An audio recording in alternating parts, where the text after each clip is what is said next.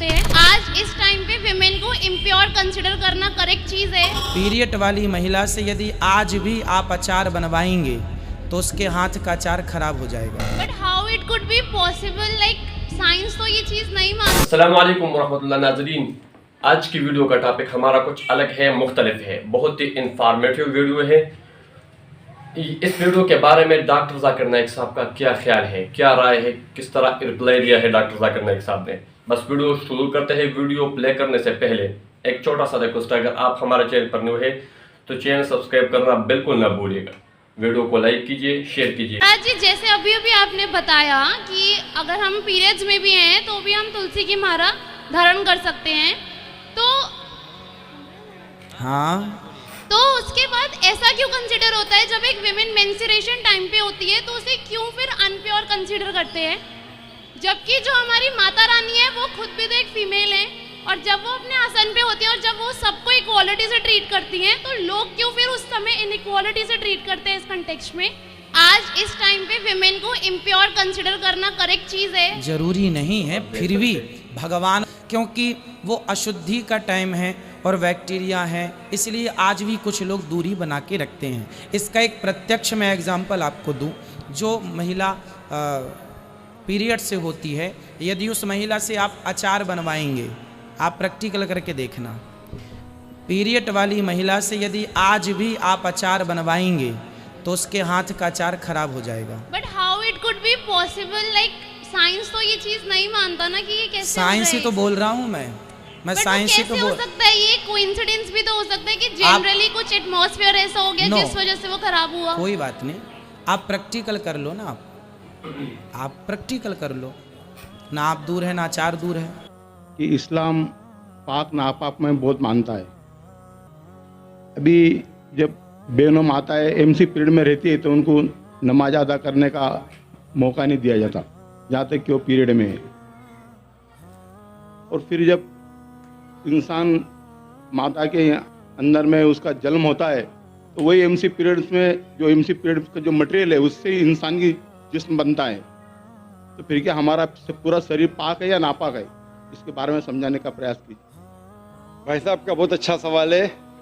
भाई साहब सूरत से है और पूछ रहे हैं कि इस्लाम पाक और नापाक में बहुत मानता है, और जब ख़वातीन हैज़ में होती है ड्यूरिंग द मेंस्ट्रुअल साइकिल, उस वक्त उन्हें इजाज़त नहीं कि वो नमाज़ पढ़े, और ये कहना चाहते हैं कि क्योंकि उस वक्त औरत नापाक है, और इसी नापाक के ज़रिए जब बच्चा पैदा होता है तो उस वक्त भी नमाज नहीं पढ़ने का हुक्म है।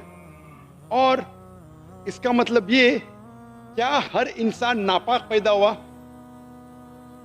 ये फलसफा इंसान नापाक पैदा हुआ, ये ईसाई का फलसफा है, मुसलमान का नहीं। ये जो आपने एग्जाम्पल दिया, मिसाल दी, उससे गलतफहमी हो सकती है, लेकिन मैं आपकी गलतफहमी को दूर करूंगा इंशाअल्लाह।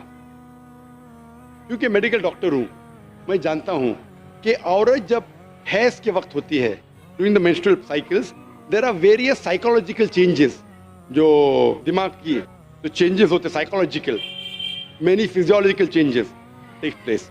तो इस चेंजेस के वजह से अल्लाह सुब्हानहू व तआला ने औरतों को छूट दी है कि ऐसी हालत में आप नमाज पढ़ने की आपको जरूरत नहीं। छूट है, छूट मतलब कंसेशन। तो जब किसी आदमी को या औरत को कंसेशन दी जाती, उसका मतलब नहीं कि ये उसे जलील कर रहा है, समझ रहे अपने। तो छूट दी जाती कि आप इस वक्त जब हैज़ की हालत में आपको नमाज पढ़ने की जरूरत नहीं है, समझ रहे अपने। तो उसी तरीके से ये कहना कि इंसान नापाक पैदा हो बिल्कुल गलत है, क्योंकि अल्लाह के रसूल की हदीस भी है, हम जब पैदा हुए, जो कुरान की आयत है, हम पैदा हुए मनी से, semen, ovum as well as sperm, मिलके जाइकोट हो जाता है। इसको हिंदी में क्या कहते हैं, उर्दू में क्या कहते हैं, जरा मेडिकल स्टडीज किया, मैं अंग्रेजी में किया हूँ। तो mean sperm and ovum meet, it's called as zygote. आप समझे ना। तो उसका मतलब हमें जब मनी निकलती है हमें नहाना फर्ज है, लेकिन उसका मतलब ये नहीं कि मनी नापाक है। जब हम बिस्तरी करते हैं, जो जहनी हालत होती है वगैरह, उसके वजह से नहाना जरूरी है नमाज पढ़ने के पहले। उसका मतलब ये नहीं कि मनी नापाक है। कुरान और हदीस में कहीं भी नहीं लिखा है कि मनी नापाक है, लेकिन अक्सर लोग गैर मुसलमान भी समझते हैं कि मनी नापाक है। मनी नापाक नहीं है। एक हदीस अल्लाह के रसूल की कि एक शख्स हम बिस्तरी करने के बाद वो मनी कपड़े पे गिर जाती है, तो अल्लाह के रसूल ने कहा कि उस मनी को खींचो, मतलब जब ड्राई हो जाता है उसे निकाल दो, बस काफी है।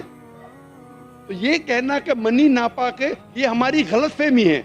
मनी नापाक है ही नहीं, क्योंकि मनी से हम पैदा होते हैं। तो इसी तरीके से ये सोचना कि इंसान नापाक पैदा हुआ बिल्कुल गलत है। ये ईसाई की सोच है, man is born in sin, human being. तो अल्हम्दुलिल्लाह तो कुरान की आयत है मिन मन युमना, एक स्पर्म से पैदा हुए, और कई जगह लगा कि हम मिक्स्ड फ्लूइड से, सूरह इंसान सूरह नंबर 76 वर्स नंबर 2 में, कि हमने इंसान को बनाया है अमसाज से, मतलब मिक्स्ड फ्लूइड से। तो इसका मतलब जो औरत में ओवम होता है, जो मर्द में मनी स्पर्म होता है, उससे इंसान पैदा हुआ, और कहीं भी नहीं लिखा है कि नापाक है। Hope the answer the question. आप देखेंगे अक्सर एडवर्टीजमेंट में आपको औरतें मिलेंगी।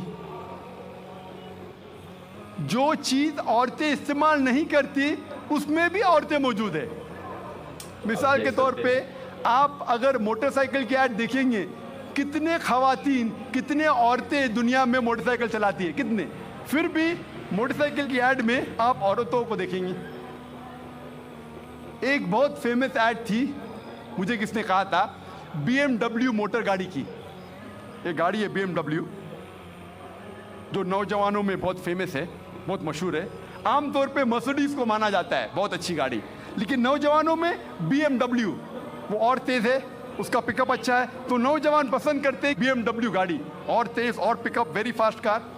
तो मुझे किसने कहा था, एक मशहूर एडवर्टीजमेंट थी BMW की। उस BMW के आगे उस एडवर्टीजमेंट में एक औरत है बिकिनी में, उसके बदन पे बहुत कम लिबास था बिकिनी में, और वो ऐड में लिखा था, वो गाड़ी के आगे खड़ी थी वो औरत बिकिनी में, और एडवर्टीजमेंट में लिखा था टेस्ट ड्राइव हर नाउ, उसे घुमाओ और देखो अभी, किसको, लड़की को या गाड़ी को। ये मगरबी तहजीब उनके माओ को बेचती है, उनके बेटियों को बेचती है, उनके बहनों को बेचती है। हम इसको बिल्कुल गलत कहते हैं। हम नहीं चाहते कि हमारे माँ, हमारे बहन, हमारी बेटियां बाजार की जीनत बने। वो लिबरलाइजेशन के नाम पे, तरक्की के नाम पे अपने खातून, अपने औरतों को बेच रही है। मिसाल के तौर पे अगर दो जुड़वा बहन जो बहुत खूबसूरत है, यकसा खूबसूरत है, अगर हैदराबाद के सड़क पे चल रही है, दोनों बहन हैदराबाद के सड़क पे चल रही है, दोनों खूबसूरत है, यकसा खूबसूरत है, जुड़वा बहन है। एक बहन पहनी हुई है इस्लामिक लिबास, इस्लामी लिबास, सारा जिस्म ढका हुआ है। दूसरी बहन मगरबी लिबास पहनी हुई है, मिनी स्कर्ट्स और शॉर्ट्स, और दोनों बहन चल रहे हैं हैदराबाद की सड़क पर। कोने पे एक लफंगा खड़ा है लड़की को छेड़ने के लिए। मैं पूछना चाहता हूँ, वो किसको छेड़ेगा? वो बहन जो इस्लामी लिबास में है, या वो बहन जो मगरबी लिबास में है, मिनी स्कर्ट्स और शॉर्ट्स? किसको छेड़ेगा? किसको छेड़ेगा? वो बहन जो मगरबी लिबास पहनी हुई है, मिनी स्कर्ट्स और शॉर्ट्स। तो नाजरीन, वीडियो आप सब भाई बहनों ने देखा, बहुत ही अमेजिंग वीडियो थी।